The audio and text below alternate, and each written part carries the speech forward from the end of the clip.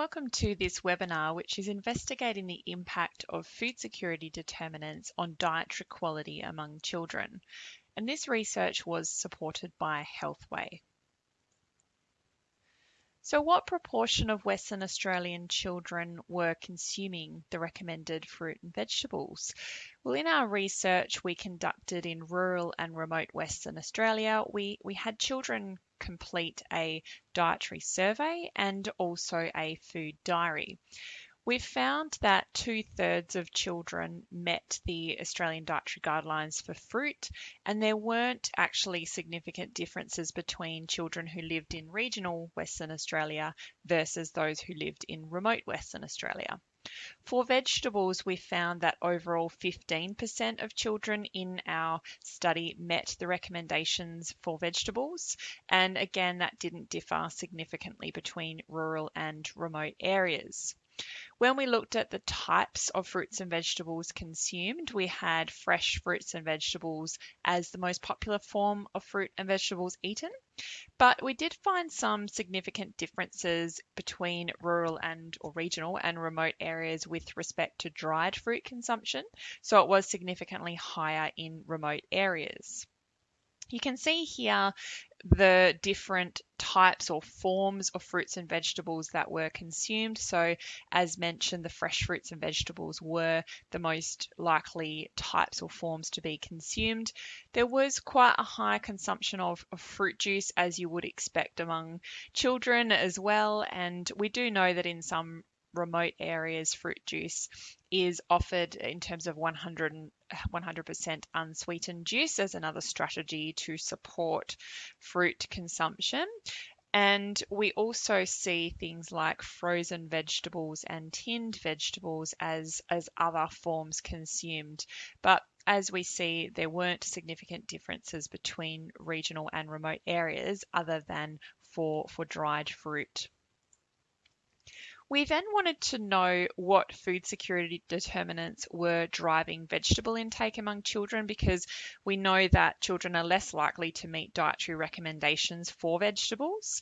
And we also wanted to see which factors within the community or children's own personal factors were influencing that vegetable intake. And that's important to know because we want to come up with strategies to support or increase vegetable intake among children.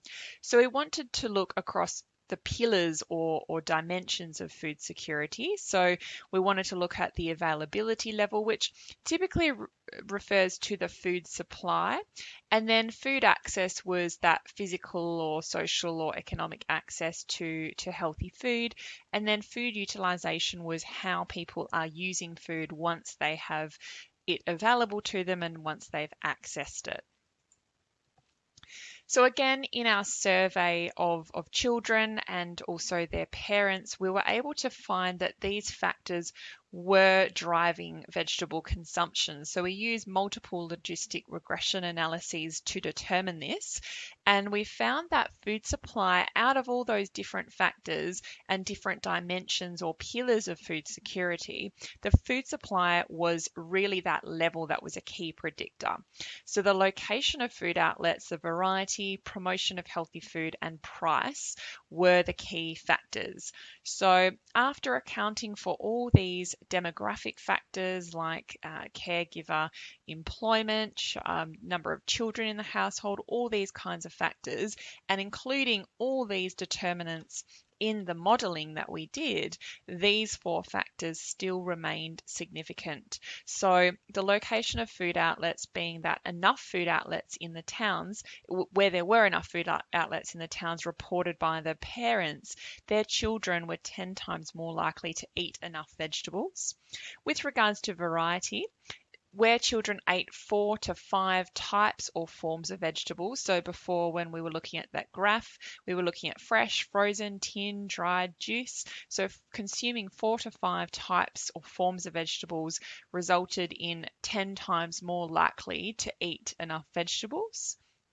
With regards to promotion, we asked caregivers to recall a vegetable promotional message. So that was their memory of something that was promoting the consumption of vegetables. So where they did recall a message, their children were 5 times more likely to eat enough vegetables.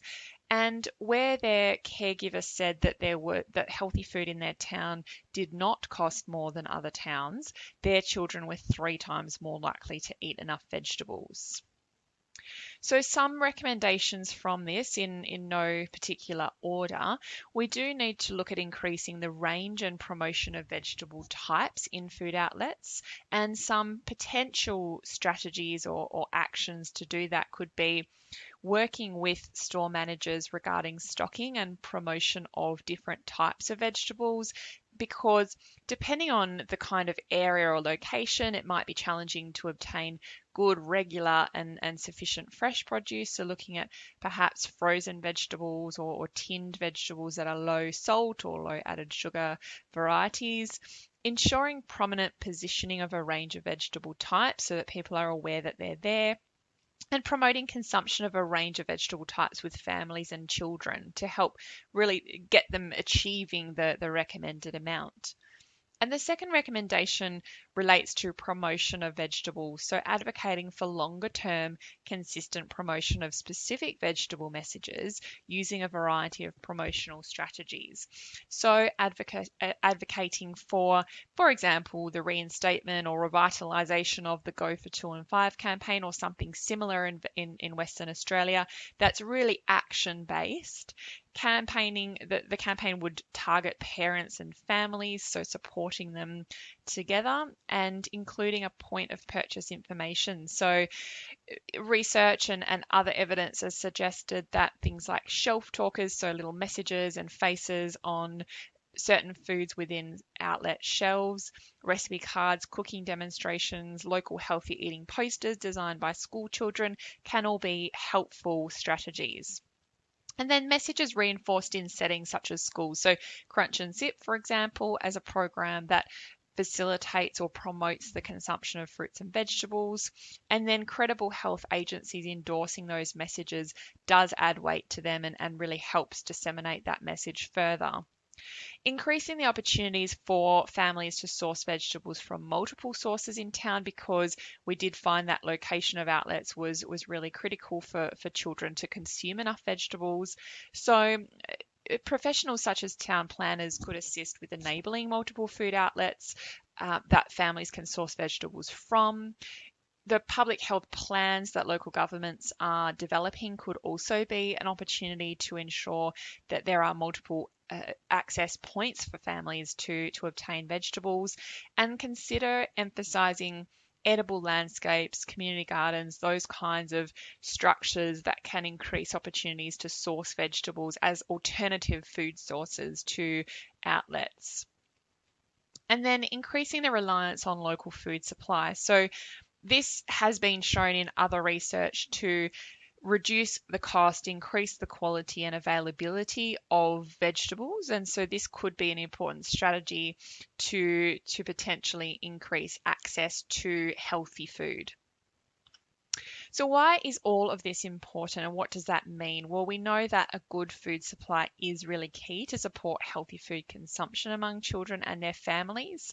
So this research has looked at not only consumption of vegetables and fruits among children, but also those key food security determinants. So those factors within the pillars or across the pillars of food security that are driving that vegetable consumption. And of course, part of the definition of food security is nutritious food that helps people to meet their dietary needs to help them achieve a healthy life. So that's why food supply and an adequate food supply is really critical to helping support food security among children and their families.